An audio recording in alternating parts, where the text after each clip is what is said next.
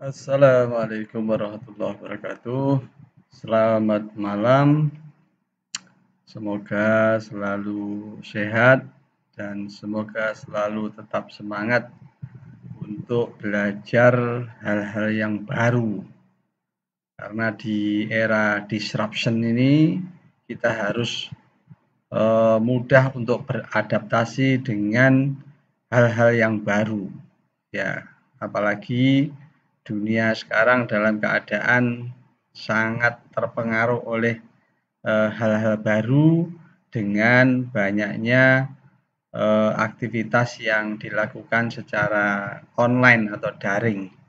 Maka kita sebagai mahasiswa harus berupaya untuk menyesuaikan dengan perkembangan-perkembangan baru dalam dunia teknologi maupun social engineering. Baik, semoga apa yang sudah kita bahas di pekan sebelumnya masih saudara ingat, dan sekarang saya akan coba lanjutkan pembahasan yang berkaitan dengan fenomena korosi, sehingga nanti di modul 1 pembahasan yang secara general berkaitan dengan korosi bisa kita pahami sebelum nanti masuk kepada hal-hal secara spesifik di pertemuan-pertemuan berikutnya. Baik, kita kemarin sudah sampai di bab klasifikasi, sekarang masuk ke poin 1.5. Tak lupa saudara belajar dengan santai, ya, karena di rumah dalam kondisi pandemi begini, siapkan secangkir kopi ataupun camilan untuk menemaninya. Baik, saudara-saudara sekalian, kita bahas di faktor-faktor yang berpengaruh dalam korosi. Ya, tentunya karena korosi itu adalah interaksi antara material, dalam hal ini logam, dengan lingkungannya, tentu nanti akan banyak aspek faktor yang bisa menyebabkan terjadinya peristiwa korosi. Nah, di sini disebutkan ada banyak faktor yang bisa mempengaruhi laju korosi. Di antaranya adalah satu, faktor lingkungan. Nah, kalau kita cermati, karena lingkungan ini ya kondisinya sangat variatif. Ada yang pH-nya rendah, ada yang pH-nya tinggi, ada yang asam, ada yang basa, sehingga nanti masing-masing kondisi itu akan punya pengaruh perilaku terhadap peristiwa korosi. Nah, di sini dijelaskan. Nah, logam dan manusia itu hal yang berbeda, dua hal yang berbeda. Ya, jelas sekali. Logam itu benda mati, manusia makhluk hidup. Nah, tetapi yang perlu diingat bahwa kalau saudara belajar secara mendalam filosofis material atau logam itu, saudara bisa banyak belajar, banyak hal yang bisa kita ambil keteladanan dari material. Material itu adalah sebuah benda yang mempunyai sisi kejujuran yang mutlak. Ya, yang absolut. Apa artinya? Artinya adalah logam itu jika dia bilang atau sifatnya teridentifikasi sebagai material yang sangat keras, maka dia bisa menjelaskan diri dengan bentuk struktur mikronya. Dan struktur mikro itu yang akan bisa memberikan penjelasan kejujuran sifat dari logam itu. Sehingga logam itu tidak pernah akan berbohong itu. Jadi dikatakan lunak, dia akan menjelaskan dirinya. Lunak saya itu karena begini strukturnya. Nah, itu absolutisme dari sifat jujur dari logam. Beda dengan manusia. Kadang-kala manusia itu bisa ada dua sisi dalam dirinya. Nah, di dalam dunia ini banyak menyimpan metafora, sudut pandang tertentu. Perilaku logam memiliki kemiripan dengan perilaku manusia. Ya, misalkan sabar, jarang sekali marah, jika menghadapi ketidaknyamanan dalam berlalu lintas. Sebaliknya, jika yang marah mudah sekali emosi. Ya, jika menghadapi situasi yang dihadapinya. Namun pada suatu kondisi yang sangat ekstrim, ya, yang sabar pun bisa menunjukkan kemarahannya. Nah, baja karbon ini adalah material yang mudah terkorosi oleh lingkungan atmosferik. Nah, tetapi baja tahan karat yang sangat umum, yang sering dikategorikan baja tahan karat austenitik atau SUS 304, austenitik stainless steel, bersifat tahan korosi di lingkungan atmosfer. Tetapi ya stainless steel ini jika menghadapi air laut maka dia akan terserang korosi cukup hebat. Ya, artinya ya stainless steel yang namanya saja tahan karat tapi masih bisa berkarat. Ya, tergantung lingkungan yang dihadapinya. Seperti orang bisa sabar bisa tidak jika menghadapi situasi lingkungan yang berbeda. Nah, di sini dijelaskan karena korosi interaksi antara logam dengan lingkungan, ya maka perilaku korosi suatu logam sangat terpengaruh oleh dua hal. Apa itu? Sifat logam itu sendiri dan lingkungan yang dihadapinya. Jadi sifat logam dan lingkungan. Misalkan stainless steel bersifat tahan korosi pada lingkungan atmosfer, tetapi sangat berbeda jika dalam lingkungan air laut. Ya, sehingga itu menjadi catatan kita bahwa korosi itu nanti harus dilihat dari kacamata dua hal tadi, sifat logamnya seperti apa dan lingkungannya bagaimana. Nah, kalau kita lihat, kita cermati perilaku korosi logam itu ya dipengaruhi oleh kondisi internal. Internal itu ya tidak hanya korosi sebenarnya, ya segala sifat properties, utamanya properties mekanik dari material itu sangat dipengaruhi oleh ya internal atau struktur mikro, ya, dan juga kondisi eksternal lingkungan yang dihadapi. Ya, kalau sifat propertiesnya juga demikian. Hal ini serupa dengan perilaku manusia, internalnya seperti apa dan kondisi eksternalnya bagaimana. Nah, kadang-kala ada orang yang penyabar bisa marah karena melihat interaksi antara sifat internal dalam diri yang bertemu dengan lingkungannya. Sehingga pernyataan tahanan korosi suatu logam tidak memberikan informasi cukup jika tidak menyebutkan lingkungan yang dihadapinya. Artinya bahwa ketahanan korosi material itu harus dilihat dia berada di lingkungan apa. Ya, tentunya kalau baja dia akan tahan korosi misalkan pada lingkungan yang seperti apa. Baja tahan karat akan punya ketahanan korosi pada lingkungan yang seperti apa. Jadi harus dinyatakan dia tahan korosi pada kondisi lingkungan seperti apa.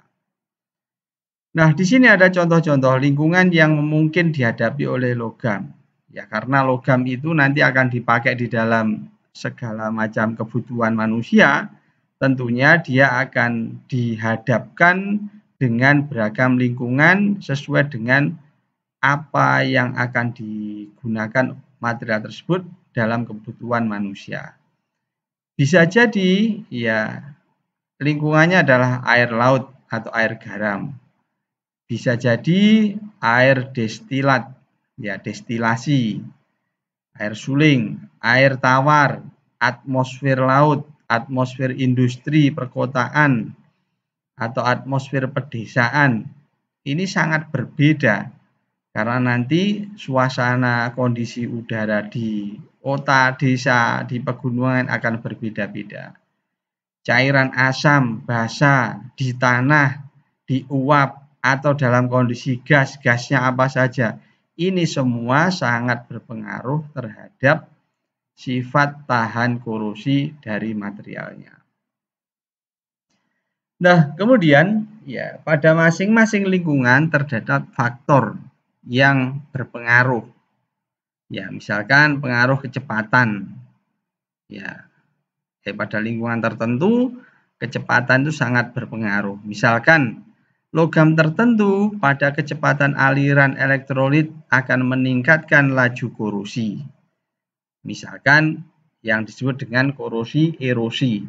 Korosi yang disertai dengan proses erosi. Erosi terjadi karena adanya aliran fluida dalam lingkungan tertentu.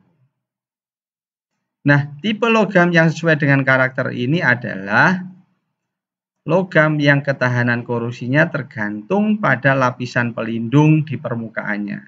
Jadi adanya permukaan pelindung di permukaan logam bisa jadi menghambat adanya laju korosi yang disebabkan oleh adanya kecepatan aliran fluida yang melingkupinya. Nah, misalkan ya ada timbal dan baja. Tiga logam lain menunjukkan pada kecepatan yang rendah justru ya laju korosinya naik. Ya. Misalkan ya baja pada lingkungan korosif, walaupun tidak ada aliran dia akan cepat laju korosinya. Kemudian yang berikutnya lingkungan, yakni misalkan pengaruh temperatur. Nah, temperatur juga sangat berpengaruh terhadap sebab terjadinya korosi. Pada umumnya temperatur naik menaikkan laju reaksi. Jadi temperatur bisa menaikkan laju reaksi. Ingat reaksi yang terjadi dalam peristiwa korosi ada reaksi oksidasi dan reaksi reduksi. Demikian juga dengan korosi, naiknya temperatur memberi efek naiknya laju korosi. Akan tetapi, kadang perubahan temperatur berdampak kecil terhadap laju korosi. Nah, pada kondisi tertentu, bahkan kenaikan temperatur justru menurunkan serangan. Misal pada air garam, air laut. Air terdapat pengecualian untuk lingkungan tertentu. Misal korosi pada air laut mendidih justru lebih rendah dibanding korosi pada air laut bertemperatur 70 derajat Celcius. Sehingga fenomena ini terjadi karena ada pada titik didihnya kelarutan oksigen lebih rendah daripada kelarutan pada 70 derajat Celcius. Artinya fenomena-fenomena yang terjadi dalam lingkungan bertemperatur itu bisa diamati, bisa ada perbedaan karena ada perilaku masing-masing logam dan perilaku kelarutan oksigen. Ya, sehingga nanti bisa diamati. Nah, pengamatannya itu akan bisa disimpulkan jika ada data eksperimentalnya. Sehingga punya kesimpulan-kesimpulan yang bisa dilakukan. Nah, kemudian yang ketiga, pengaruh lingkungan itu adalah juga pengaruh konsentrasi. Jadi adanya kecepatan aliran, temperatur, juga konsentrasi. Kita lihat misalkan, pengaruh konsentrasi bahan korosif. Logam memiliki sifat pasif pada ring konsentrasi yang lebar. Misal Ni dalam NaOH 18Cr8Ni. Ya, ini spesifikasi material 18Cr8N ini adalah spek ISO atau EN. Biasanya ini disebut dengan SUS 304. Jadi 18Cr8Ni dalam HNO3, Hastelloy B dalam HCl, tantalum dalam HCl. Nah, jenis logam yang kedua memiliki perilaku pasif pada konsentrasi rendah. Kemudian laju korosinya naik drastis jika konsentrasinya korosinya naik. Contoh logam yang kedua ini adalah monel dalam HCl, Pb dalam H2SO4. Pada konsentrasi rendah, Pb membentuk PbSO4 yang bersifat protektif. Tetapi pada temperatur tinggi, PbSO4 larut sehingga sifat proteksinya hilang. Ya, artinya kita harus memperdalam bab adanya reaksi-reaksi kimia tertentu yang bisa menyebabkan terjadinya ya pengaruh korosi. Apakah muncul protective layer-nya atau justru hilang protective layer-nya akibat adanya konsentrasi maupun adanya temperatur. Nah, secara umum pada asam yang larut sempurna dalam air, menimbulkan korosi logam yang naik sejalan dengan kenaikan konsentrasi. Namun pada konsentrasi yang sangat tinggi, laju korosinya turun. Hal ini disebabkan adanya ion hidrogen sebagai ion aktif bereaksi, jumlahnya naik jika konsentrasinya naik. Pada konsentrasi yang sangat tinggi, justru ionisasi asam mengalami penurunan sehingga laju korosinya juga turun. Ya, ini pengaruh konsentrasi yang bisa memberikan gambaran umum bahwa kenaikan konsentrasi bisa menjadi naik, kadangkala bisa menurunkan, tergantung jenis dari bahan dan larutan yang ada. Kemudian yang keempat, pengaruh pasangan galvanik. Apa itu pasangan galvanik? Galvanik ini adalah dua benda atau dua logam yang beda jenis yang disambung, dikontak satu sama lain. Misalkan dissimilar metal, ya welding, pengelasan dua logam yang berbeda. Nah, bila dua logam beda jenis mengalami kontak listrik berada dalam elektrolit, maka logam yang memiliki potensial rendah atau logam lebih aktif berperan sebagai anoda.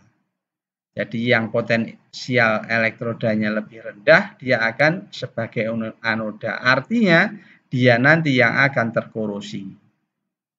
Sementara logam yang memiliki potensial lebih tinggi, lebih nobel, ya lebih mulia, berperan sebagai katoda dan akan mengalami penurunan laju korosi.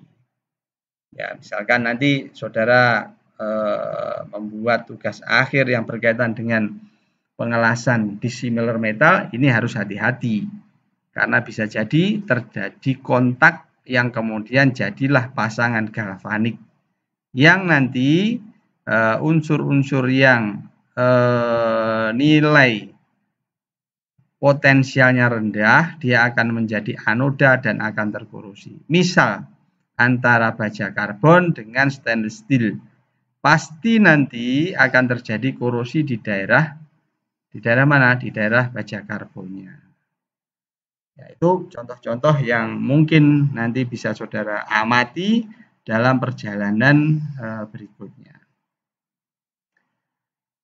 Baik, semoga saudara bisa memahami dan nanti dibaca lagi. Intinya adalah kemampuan pemahaman itu seiring dengan seringnya kita berinteraksi. Jadi tidak ada yang sekali langsung paham, itu hampir mustahil, ya.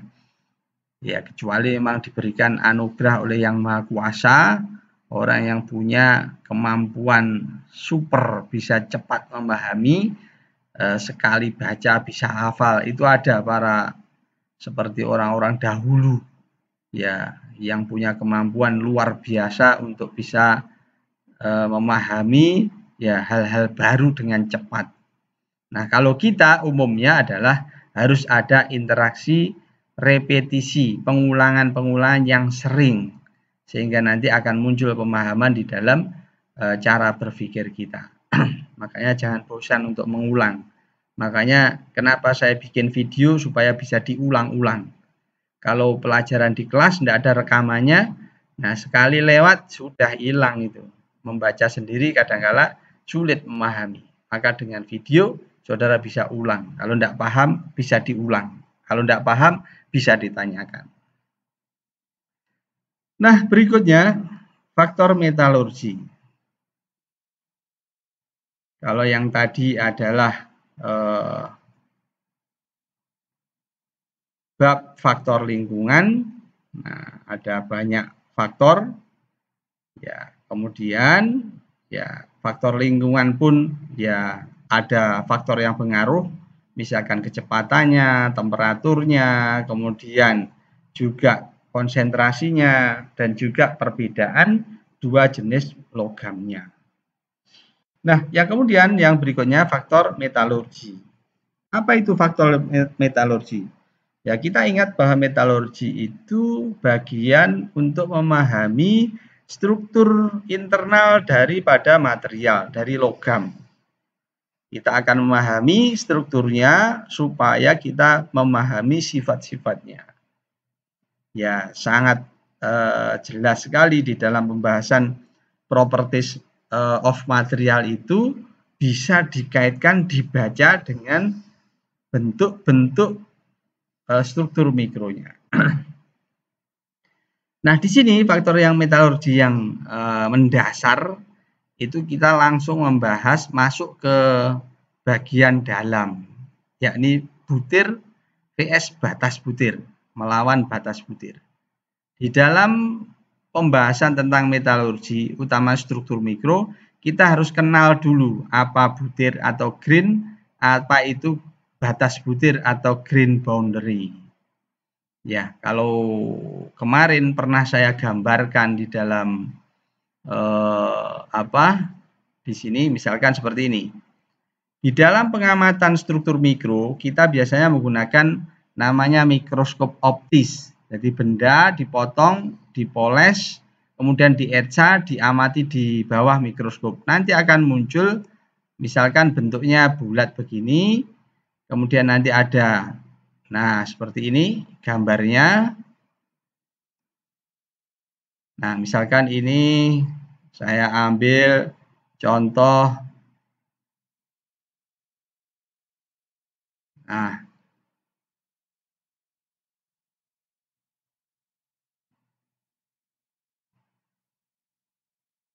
contoh apa? Di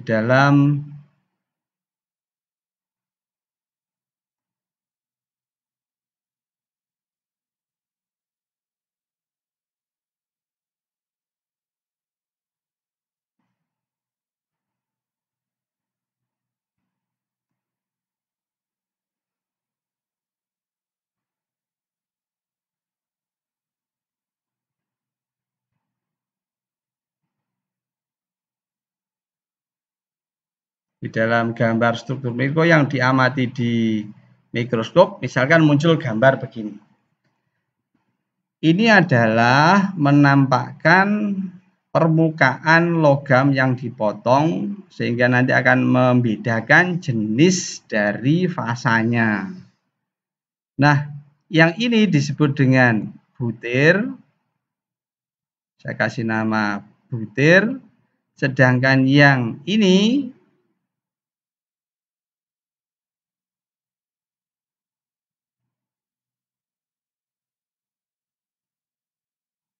nah ini adalah batas butirnya.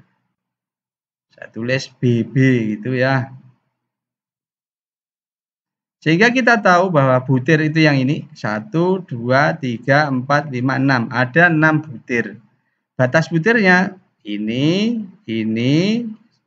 pokoknya garis-garis yang membatasi antar butir satu dengan butir yang lain itu disebut dengan batas butir.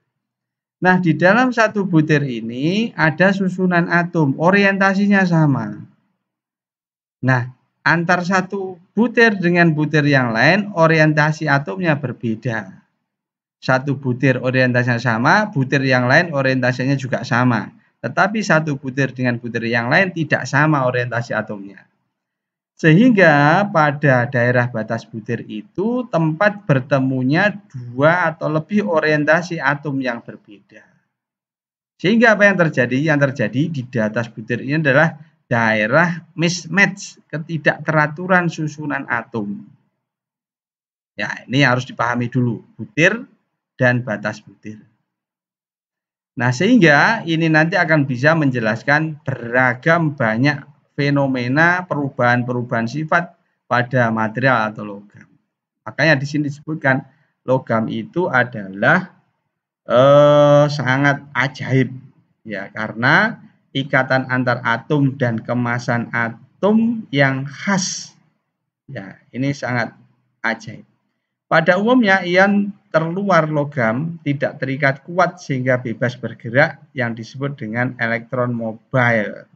Nah, elektron tersebut leluasa bergerak sehingga menjadi milik bersama atom-atom logam. Sehingga nanti ada istilah ikatan logam.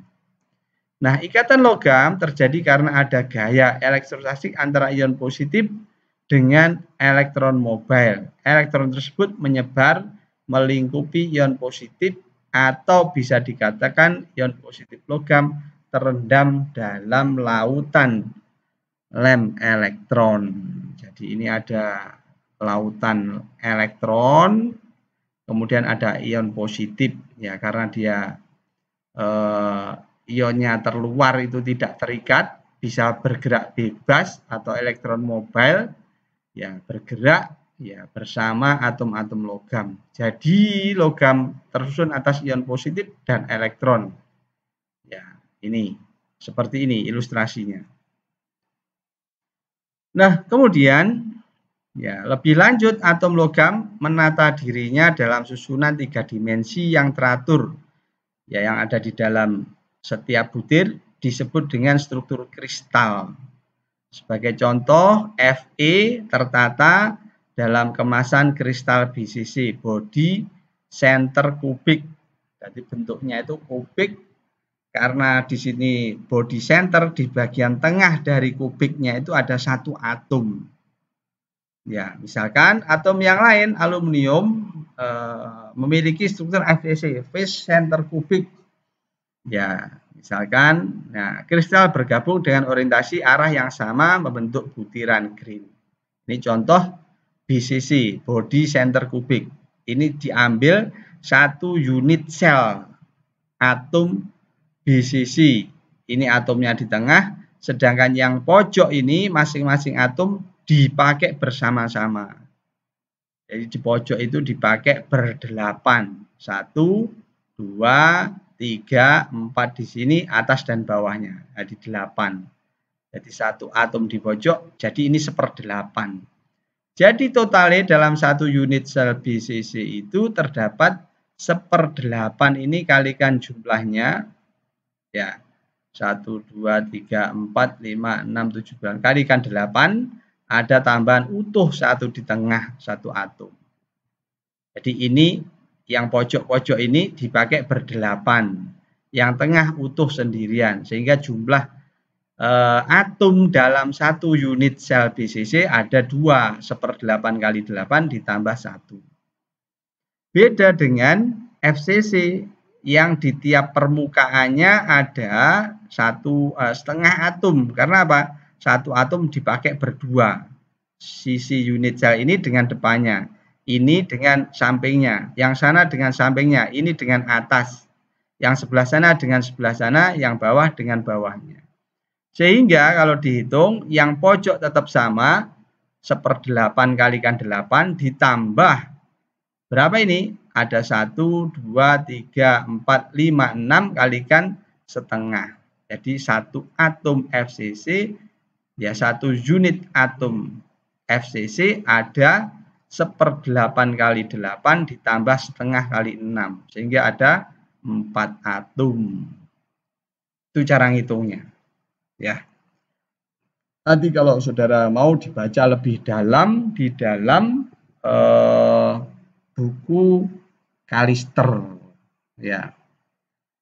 Nah, sehingga bisa kita cermati dalam gambarannya itu ya seperti ini.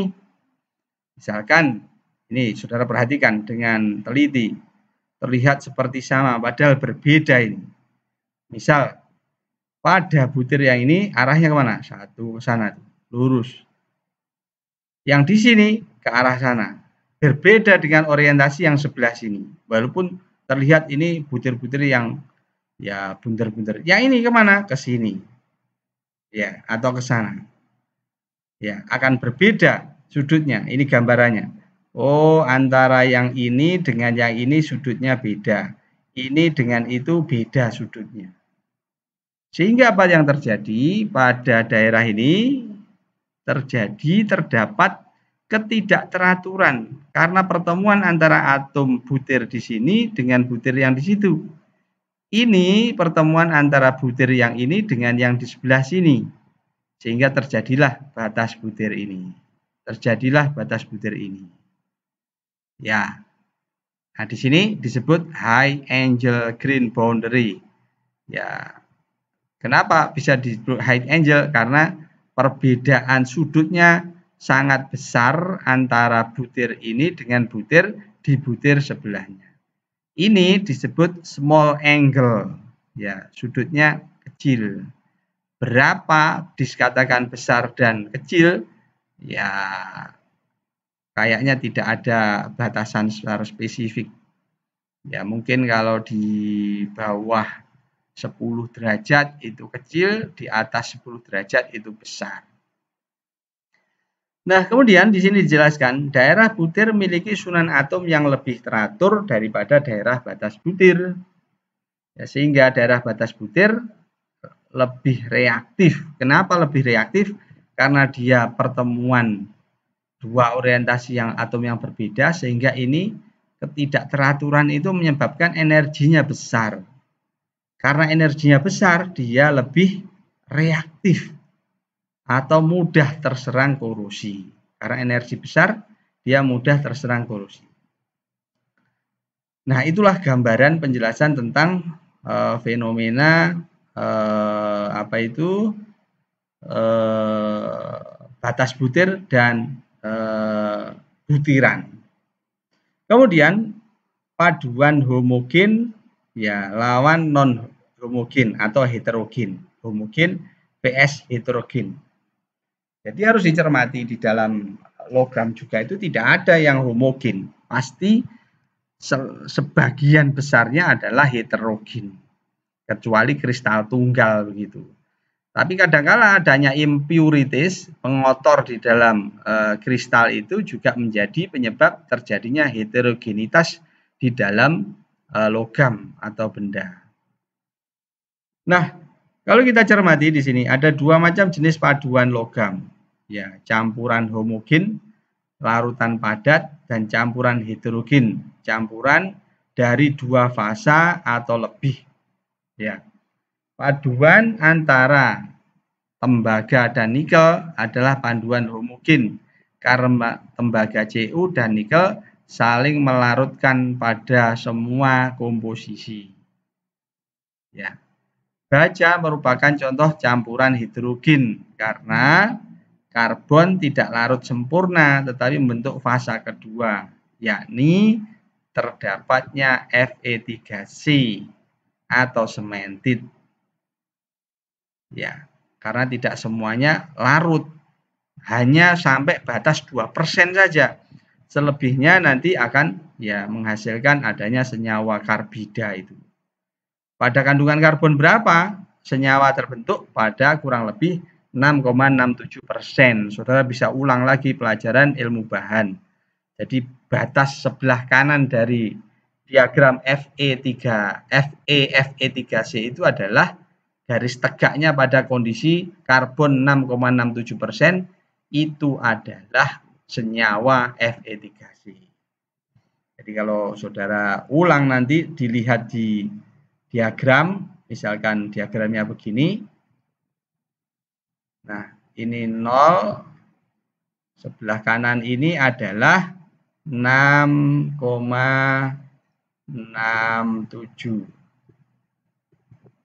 Ya. Ini ke sana persen karbon.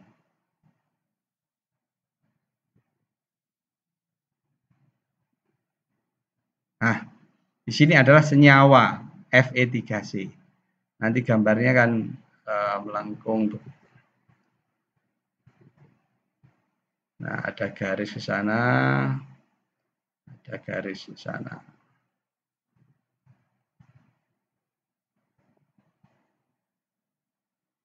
Nah, gitu. Nah, di sini adalah senyawa. Ini batas karbon 2%.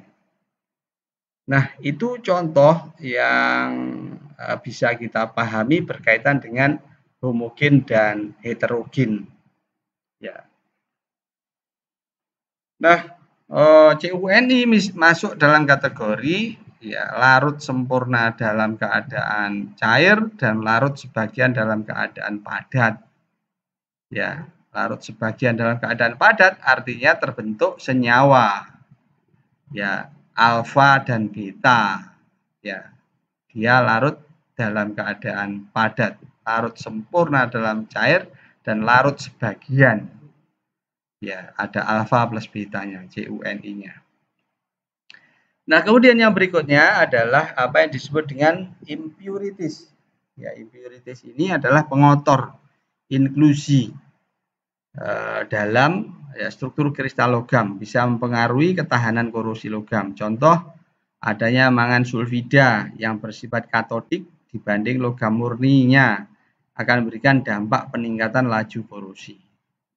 Ya, artinya impurities itu bisa menjadi tempat yang anodik, ya, sehingga dia bisa mempercepat proses korosinya.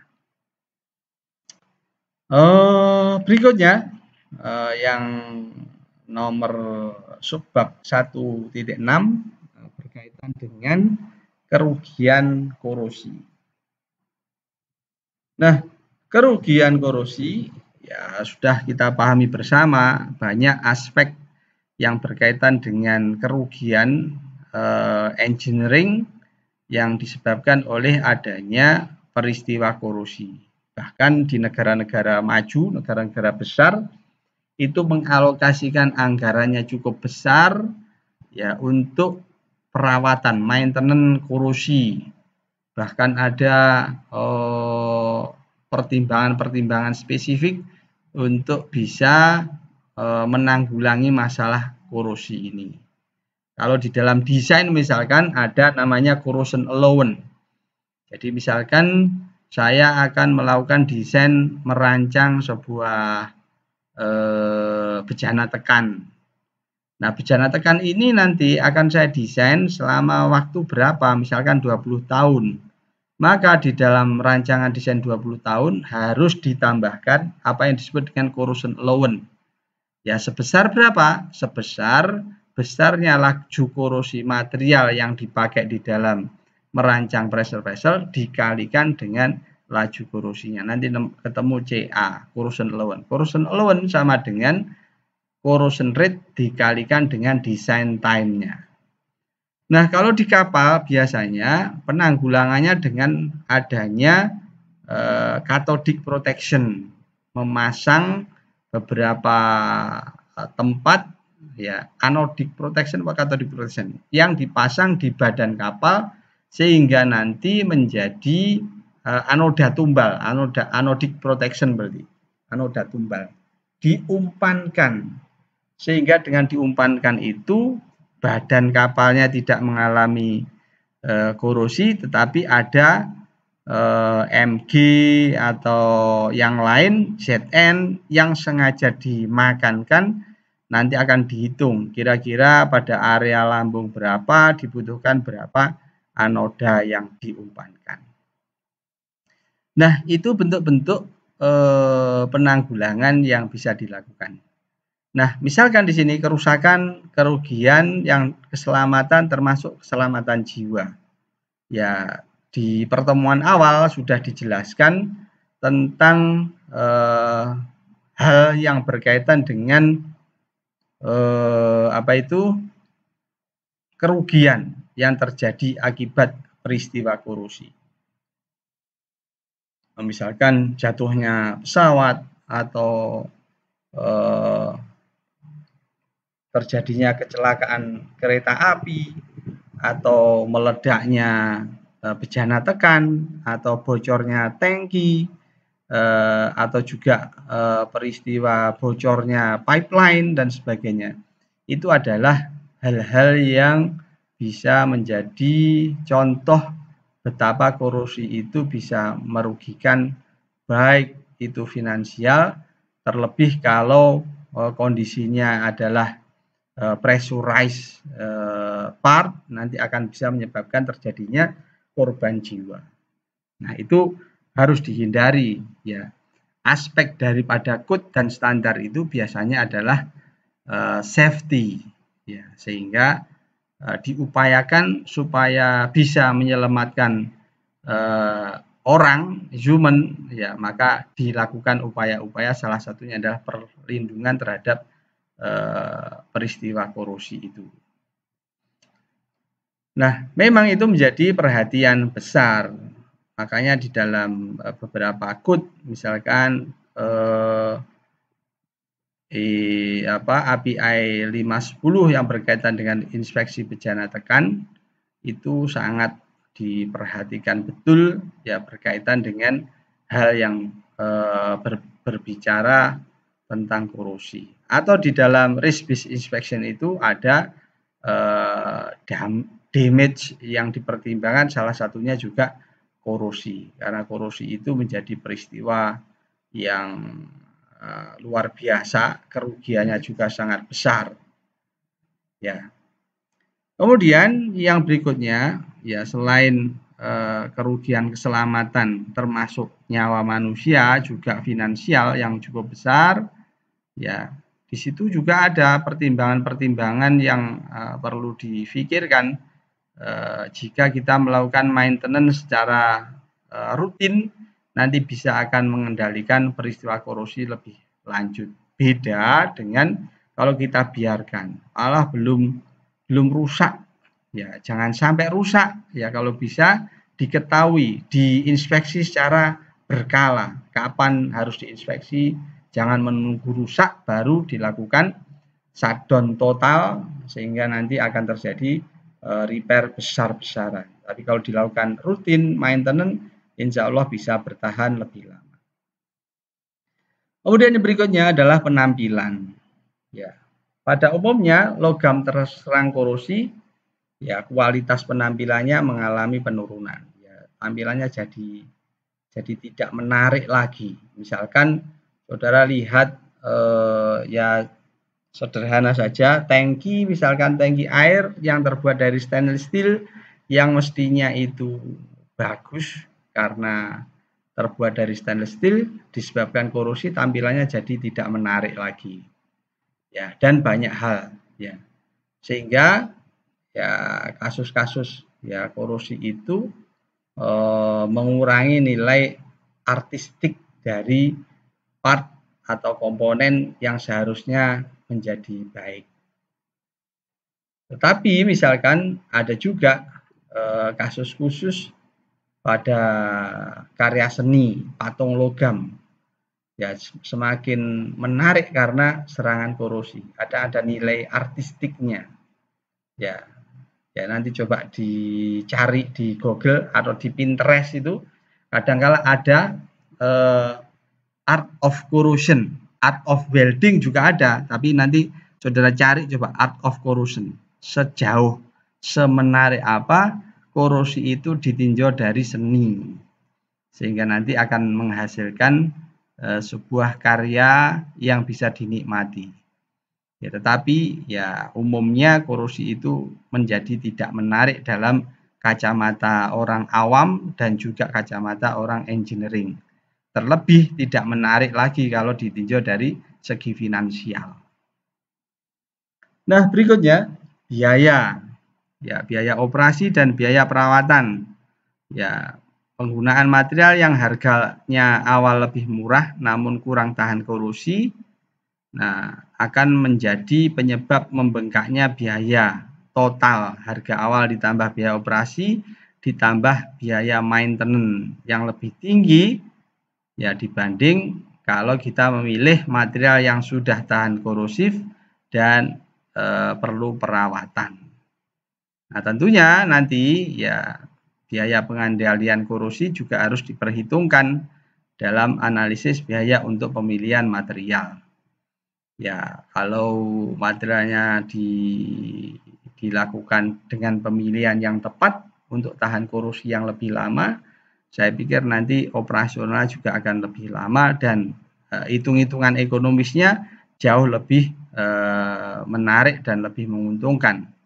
Ya, kadang-kala kita ini lebih memilih cari yang murah dulu. Yang penting murah. Ya, bab nanti ongkos belakangnya itu lebih mahal, ya urusan belakang. Yang penting murah dulu. Kemudian yang berikutnya adalah adanya kehilangan waktu produktif. Ya, waktu produktif menjadi hilang. Ya, kenapa? Ya, kadangkala kegagalan korosi ya pada suatu pabrik ya sehingga nanti akan menjadi operasi pabriknya berhenti total, shutdown di luar jadwal. Ya, kalau sudah begitu ya harus ada proses yang sangat panjang. Ya, misalkan isi fluida dari plannya itu harus dipindahkan, kemudian harus ada overhaul besar-besaran sehingga nanti ya bisa terjadi kehilangan waktu produktif yang ya ujung-ujungnya adalah lagi-lagi finansial. Apalagi perawatannya membutuhkan waktu yang lama. Ya, sehingga kehilangan nilai produksi yang mestinya bisa secara produktif bisa menghasilkan keuntungan, tetapi karena shutdown, ya belum perawatannya, shutdown saja sudah rugi, apalagi dibutuhkan perawatan yang besar. Ya, sehingga kerugiannya akan semakin banyak. Nah, misalkan di sistem perpipaan, di tangki, reaktor, ya yang kebanyakan terbuat dari logam, maka pertimbangan-pertimbangan proses perawatan, ya perhitungannya, fitness for service-nya, ya sehingga itu menjadi sebuah alat yang bisa mengendalikan tingkat produktivitas. Nah, berikutnya serangan korosi ya merupakan salah satu sebab dari kegagalan peralatan. Ya, kalau sudah terjadi korosi ya sulit, apalagi pipeline yang beroperasi kemudian terjadi korosi dan bocor. Nah, ini sangat riskan sehingga nanti akan bisa menyebabkan terjadinya proses produksi yang terhambat. Nah, apabila peralatan dari plant tersebut misalkan berisi bahan beracun, ya maka kegagalan peralatan bisa menyebabkan penyebaran bahan racun yang mengancam jiwa manusia. Nah, ini sangat berbahaya sehingga perlu dipertimbangkan ya aspek dari kerusakan yang disebabkan oleh korosi. Belum lagi kalau misalkan plantnya itu selain beracun dan ada tekanannya, ya bisa menyebabkan terjadinya ledakan, ya ledakan ya yang cukup besar yang bisa mengancam keselamatan jiwa dari manusia. Kemudian juga ya misalkan tekanan itu bisa merusak ya struktur dan berbahaya bagi manusia. Nah, bila peralatan berisi bahan mudah terbakar, maka kegagalan peralatan bisa menimbulkan kebakaran dan mengancam jiwa dan properti. Artinya bahwa ini harus betul-betul dipertimbangkan.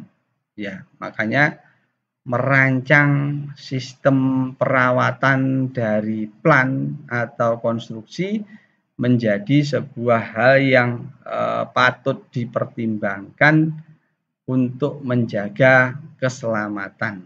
Ya, keselamatan jiwa jauh lebih berharga dibanding dengan benda-benda yang lainnya. Ya, kalau sudah menimbulkan korban jiwa, nah ini ya harus dipertimbangkan supaya dievaluasi secara besar-besaran sistem perawatan yang akan dilakukan pada sebuah konstruksi atau plan.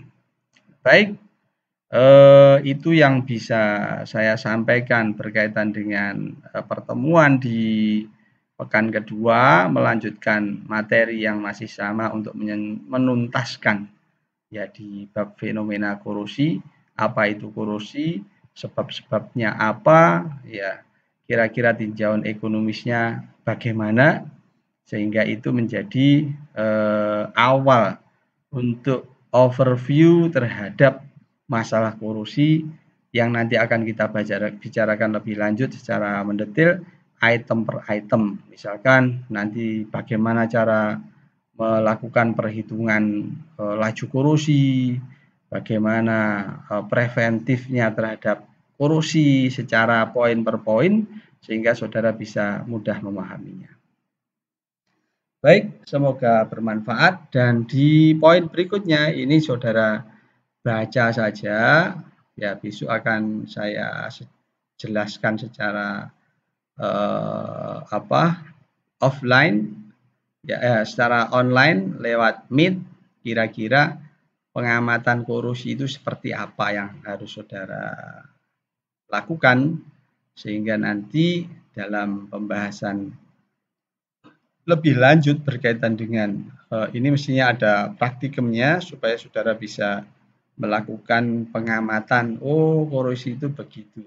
Ya, nanti bentuknya seperti apa, saudara bisa amati di dalam lembaran-lembaran yang ada di lembaran ini. Misalkan yang pertama adalah reaksi redoks atau reaksi reduksi oksidasi. Apa tujuannya? Mengamati perubahan fisik yang menyertai korosi redoks. Mengidentifikasi reaksi kimia yang terjadi pada reaksi redoks sesuai dengan perubahan fisik yang teramati. Ada bahan-bahan yang dibutuhkan, sehingga terjadi proses pengamatan, dan caranya sudah detail. Kalau mau dipraktekkan, monggo diikuti saja, mudah dilakukan. Ini sangat sederhana. Ya, ada poin-poinnya di situ yang bisa saudara lakukan. Mungkin di rumah bisa praktek sendiri, ya kalau memungkinkan. Nah, kemudian yang berikutnya adalah ini yang nanti saudara bisa cermati perubahan-perubahan reaksi yang ada dalam percobaan tersebut, ya sehingga saudara bisa belajar untuk menuliskan kira-kira reaksinya seperti apa. Misalkan dari pengamatan itu, tuliskan reaksi kimia yang berkaitan dengan 3 perubahan di atas. Gelembung, aluminium foil yang berlubang, terbentuknya endapan di dasar wadah. Ini penjelasannya di sini, saudara pelajari saja, sehingga nanti akan kita dapatkan keilmuan baru di dalam memahami fenomena terjadinya korosi. Baik, terima kasih banyak.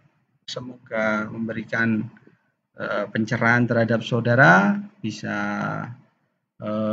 lebih paham, sehingga nanti ke depan saudara bisa memilih jalur ya keahlian ya yang mengarah ke korosi, menjadi ahli korosi, inspektor korosi, ya bahkan jadi corrosion engineer, ya itu akan jauh sangat luar biasa. Saudara segera menentukan kompetensi unggulan spesifik yang akan saudara lampaui. Oh, saya akan menjadi desainer kapal. Monggo ditekuni betul di bidang perkapalan. Mau spesifik di bidang welding, mau jalur apa? Inspektor welding, welding engineer, welding supervisor, ada semua jalurnya. Termasuk salah satunya adalah pada bidang yang berkaitan dengan masalah korosi. Ya, sangat terbuka luas, apalagi kalau saudara sudah punya sertifikat berskala internasional itu, nanti saudara bisa bekerja di bidang oil and gas di Timur Tengah atau di daerah-daerah lain di Malaysia, di Pertamina, dan tempat-tempat yang lain yang sangat memerlukan keahlian saudara memahami dan menganalisis peristiwa-peristiwa korosi dan penanggulangannya.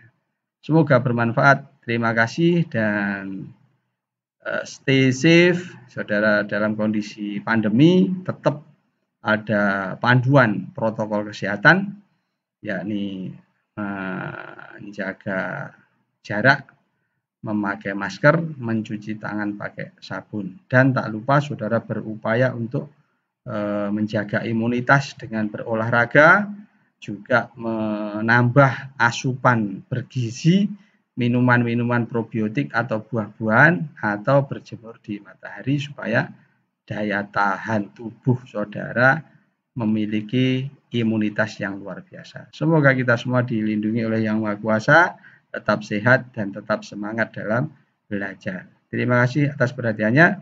Assalamualaikum warahmatullahi wabarakatuh. Selamat malam.